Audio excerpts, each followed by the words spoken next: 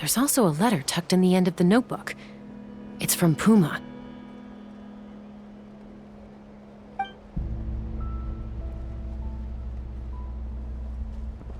To Paul, I don't know where you are right now, so I don't know how to reach you. My best bet is to send this letter to the Flower Feather clan.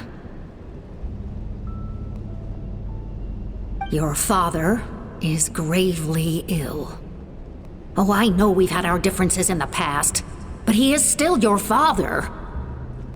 Won't you come and visit him? Please. I know you never liked him and cared even less for me. All you ever yearned for is the sky. And your birth mother. But we'll still be waiting here for you if you do come back. This may be the last chance you'll get to see your father.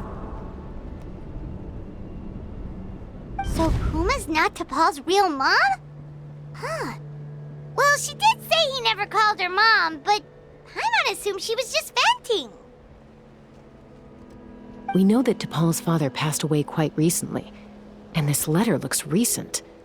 By contrast, the writing in this notebook is old and faded. It looks like the real reason T'Pol didn't attend his father's funeral is because he'd long since passed away himself.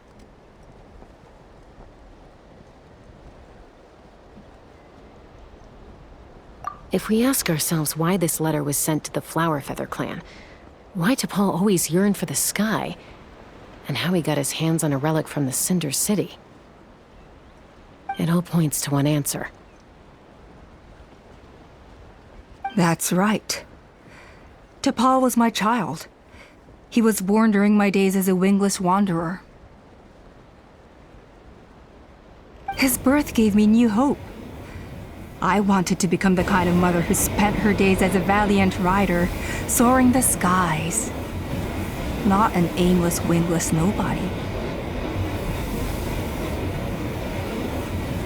But his father wanted to settle down, to give his child a safe, sheltered life in his tribe. We fought about it constantly, until the love we once had for each other was gone. He started a new family, with another traveler who was also looking to return home. And I went back to the Flower Feather clan, alone.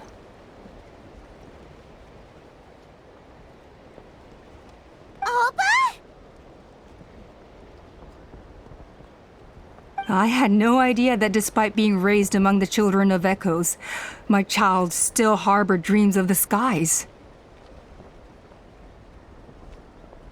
Can you imagine, Chaska? The joy and surprise I felt when he showed up at my door, asking to join the flying trials. Or how proud I was when he said he wanted to prove his own worth, rather than relying on my position as elder.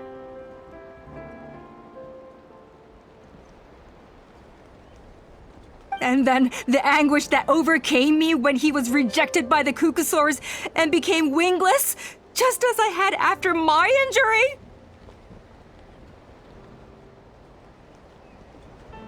You've got a lot of nerve showing your face here. Don't take this the wrong way, Chaska. I'm not here for a fight. I just want to talk. Isn't that your preferred way to resolve things? I trust you've learned of T'Pol's wish on your way here. A world where the skies are for all of humanity to share. If only his dream can be realized, no one will ever have to lose their wings again. Our aerial prowess will be greater than ever before. War will never again come at such a great cost. The loss of Koichi is a tragedy that need never be repeated. So tell me, Chaska, do you really wish to see the phlogiston wings forever grounded and gathering dust? Nothing you've said excuses all the conflict you've caused. You mean the argument back at the tribe? It was a necessary measure. Sometimes this is the only way to accelerate the pace of progress.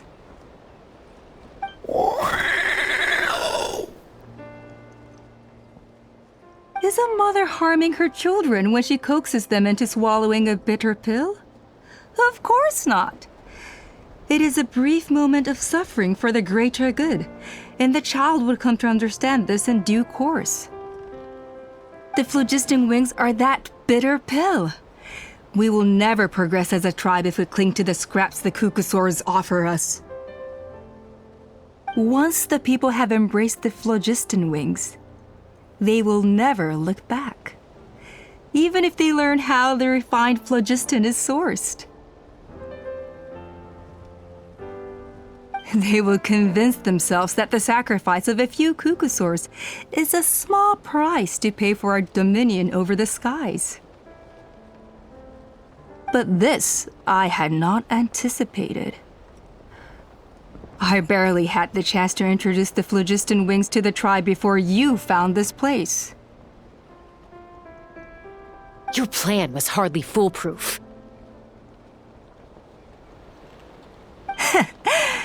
Yet, it can still be salvaged. Chaska, traveler, you are the hope of humanity. I'm sure you have your doubts about my methods, but know that my love for humanity and for Natlan is genuine. You know me, Chaska, and you know that I've always treated everyone in the Flower Feather clan as my own children. As fellow humans. Surely you can understand my perspective.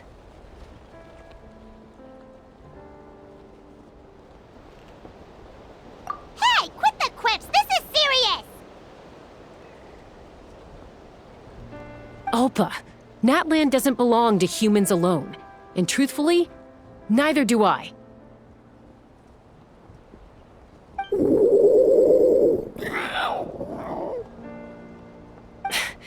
How many times has the Abyss invaded Natlan now?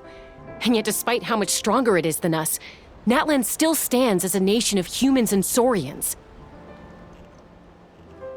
Peace imposed by force will crumble in a matter of days, because social bonds are what hold a civilization together. Weren't you the one that taught me that?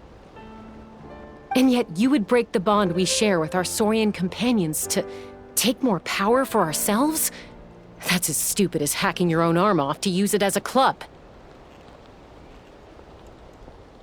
They are wild beasts, driven purely by instinct.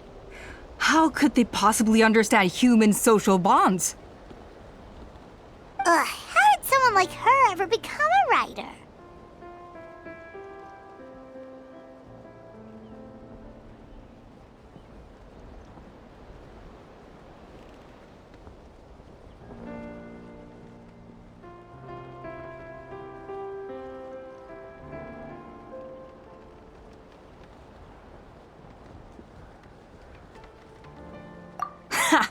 You overestimate them.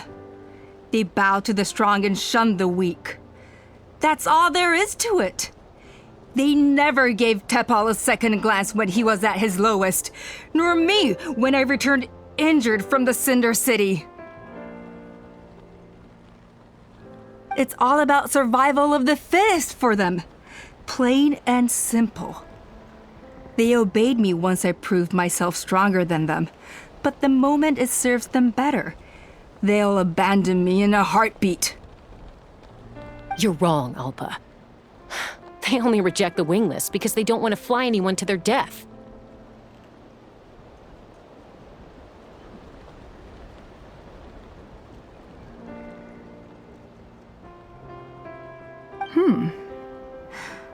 Chaska, I will promise you this.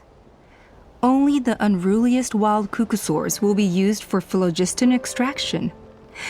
The ones who have nothing else to offer to humanity.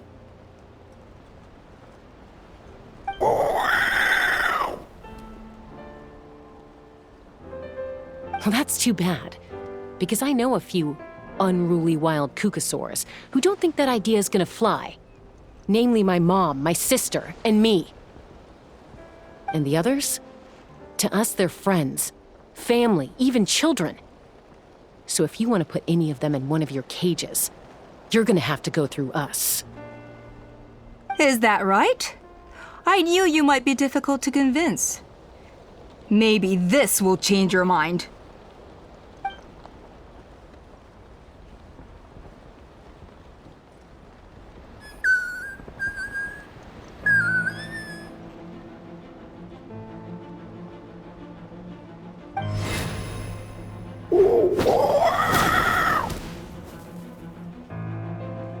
Chime!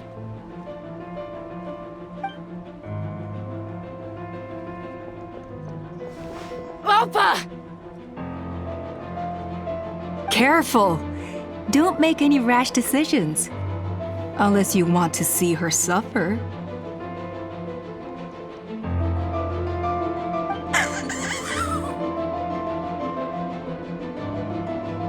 Oh no, that's one of the extraction cages! I told my subordinates to take control of the tribe while I was away. Luckily for them, our strongest warrior and our most powerful ally aren't there to stop it. Take control? What are you planning to do with Mutota and his supporters?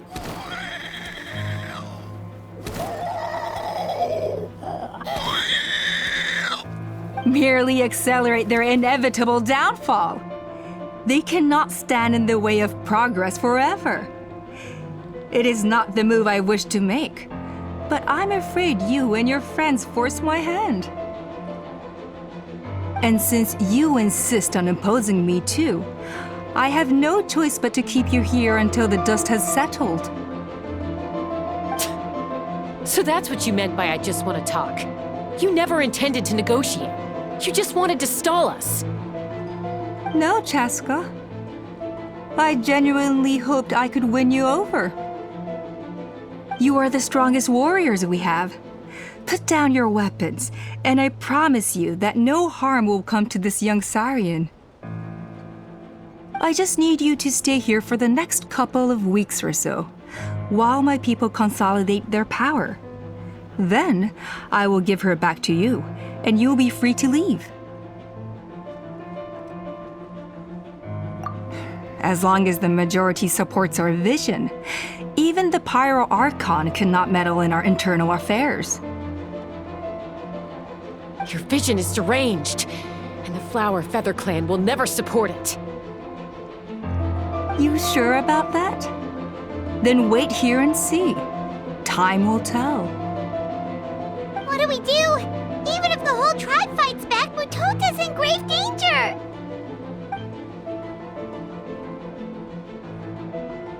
Stop delaying the inevitable!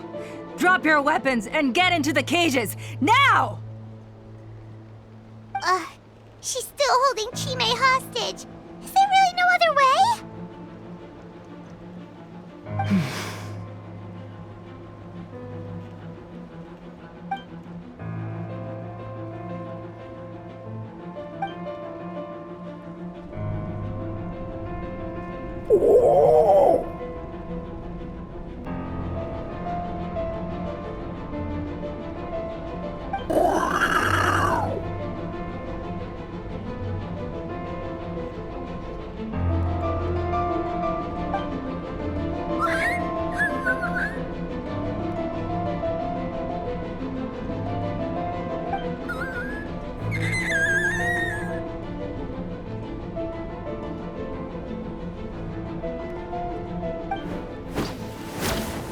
Koya?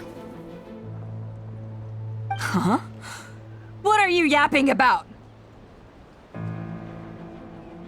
Stand down! Drop your weapons, now! This instant!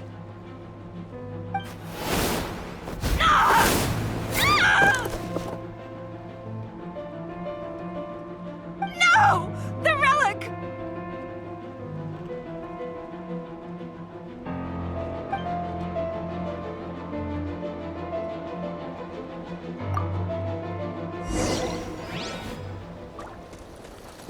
mine!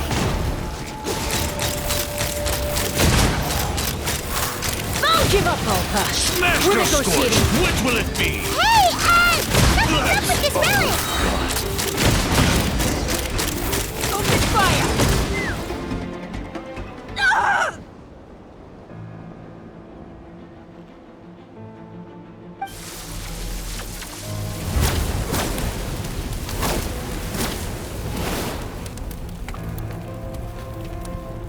No! What is she doing? She'll bring us all down with her! But why? We stabilized the relic!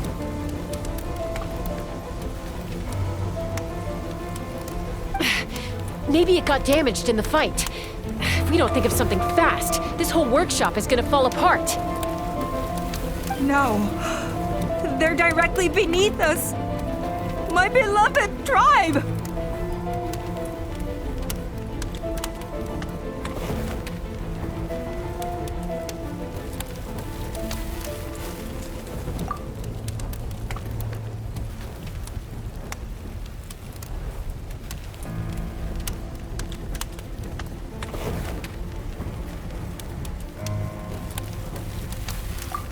Okay,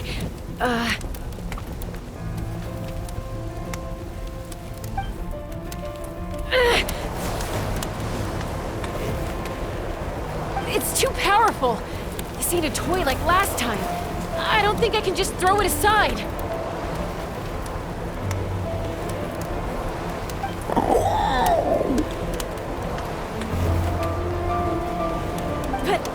But we need to get it far away before it explodes. Then the tribe will be safe, and so will this workshop.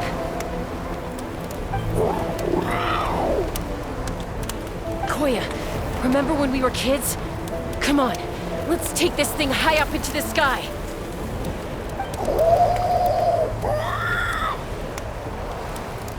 Don't worry, I know I can get rid of it before it explodes.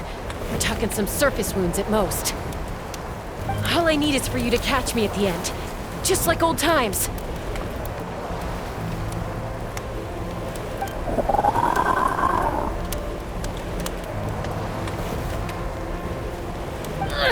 I can't hold it back anymore. We have to go. Don't be insane!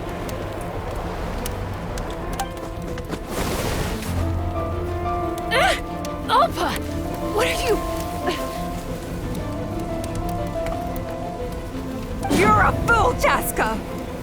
Why would you choose such a risky solution? We cannot entrust the safety of our tribe to this wild Saurian! I'm the fool. You really think you can stand a better chance than me?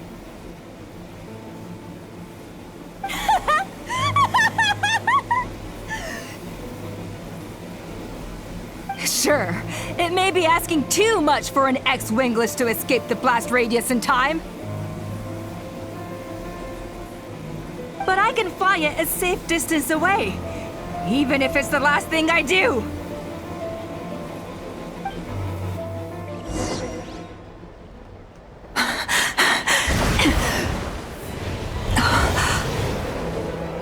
Here, this should be high enough to save the clan.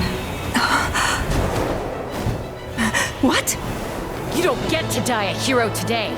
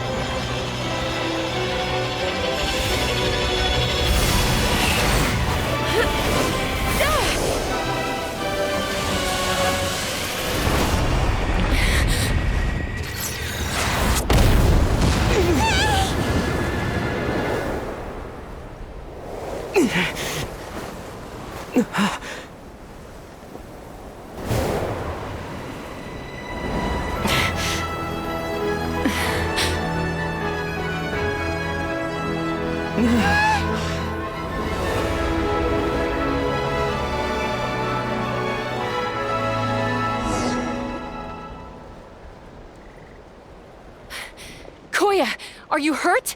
Let me take a look at you.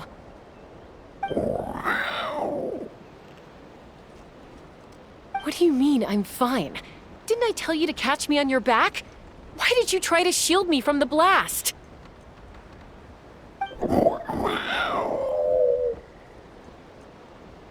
Accident? Yeah, right. Seriously, you're as stubborn as ever. Chaska, Koya!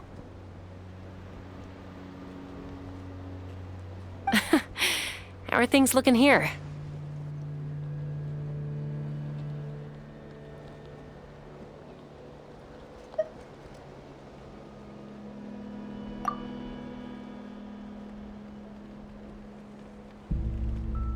I think that's putting it mildly. I owe you one. Again.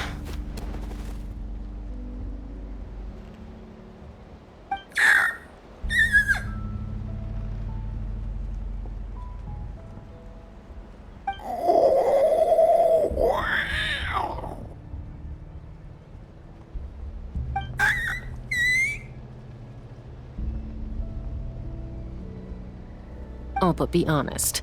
Do you still think Kukasaurs can't form bonds?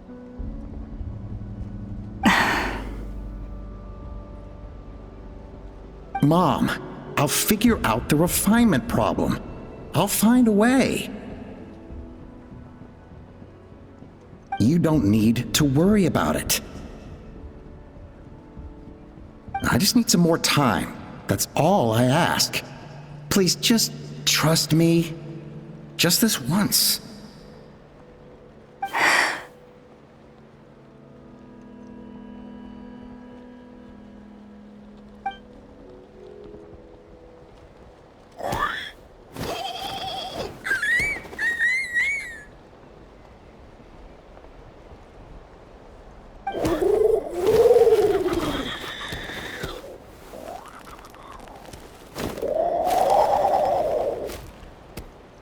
The Flower Feather Clan yield to the strong. And it's up to the winners to define what strength means. So it looks like it's my turn to yield.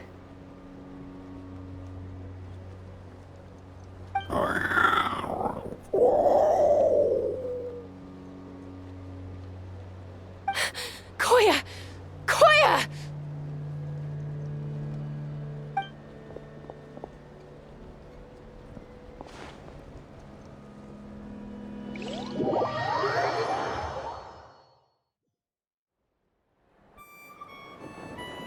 So, you're absolutely sure it's not because of the explosion?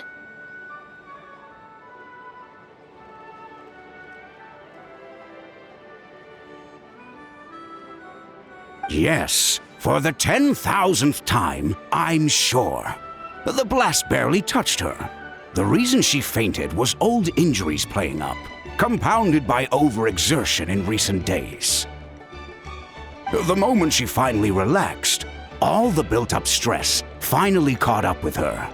And no wonder. Honestly, she's just like you. Anyway, now you know how we feel when you go off risking life and limb. Your mother and I would both appreciate it if you lived less dangerously.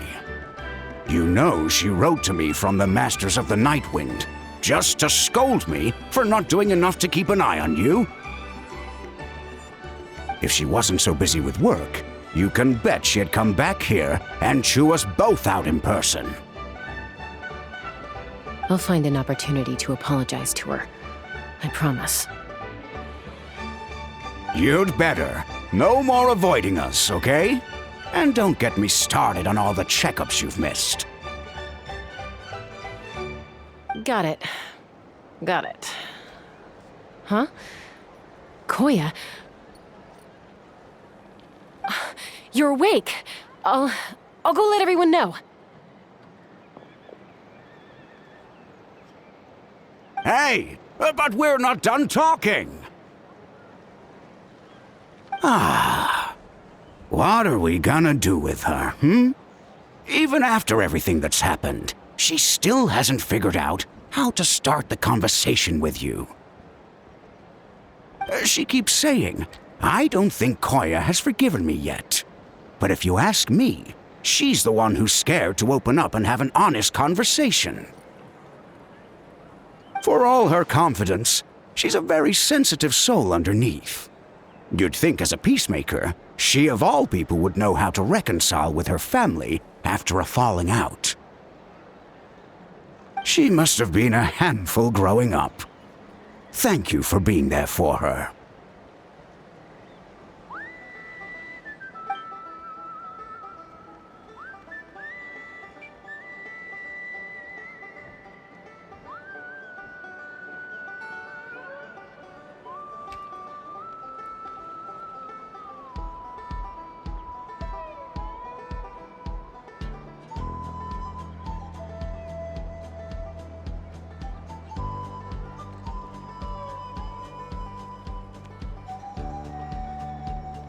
And of course, thank you for keeping her safe when you were up there in the sky.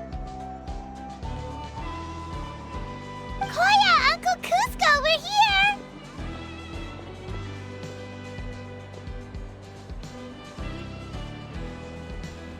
Ha! I was just telling her that she's not to go chasing danger with Chaska ever again. Cusco, I understand how you must feel. But it's all thanks to Koya and Chaska's efforts that the airborne workshop didn't come crashing down on our heads. Oh, Paimon almost forgot to ask. They didn't hurt you while we were gone, did they? Thankfully, when her co-conspirators tried to arrest me, I was out coaching Koya and Junan.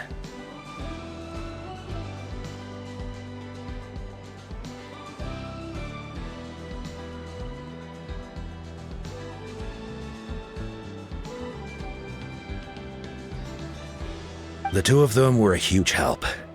They took care of things while I went around rallying the resistance.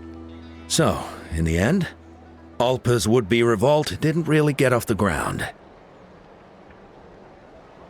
And as it turns out, not all of the wingless want to see our dear Saurian friends replaced with phlogiston-powered gizmos. I'm so sorry you got mixed up in this, by the way. We should have caught on to Alpa's scheme sooner. We could have saved so many Kukasaurs from getting hurt.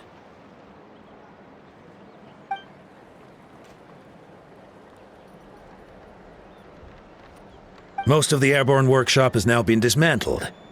We've just left one small, harmless part intact, and repurposed it as a jail for Alpa and her cronies.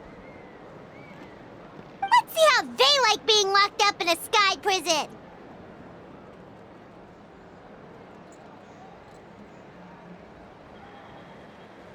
So, it looks like there's just one last conflict left to resolve. Peacemaker, you're up.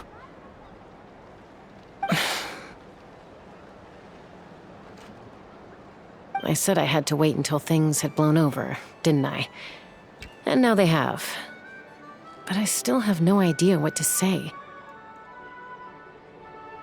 Koya, I just want to say, I'm sorry for how things went down back then.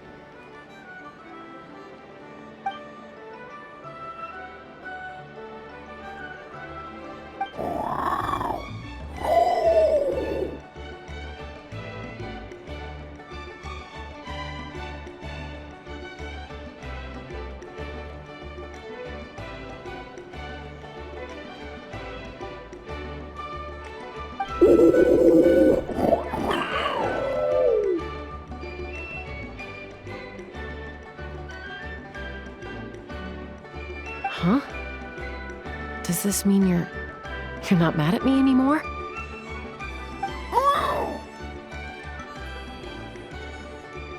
There's that family likeness coming through again.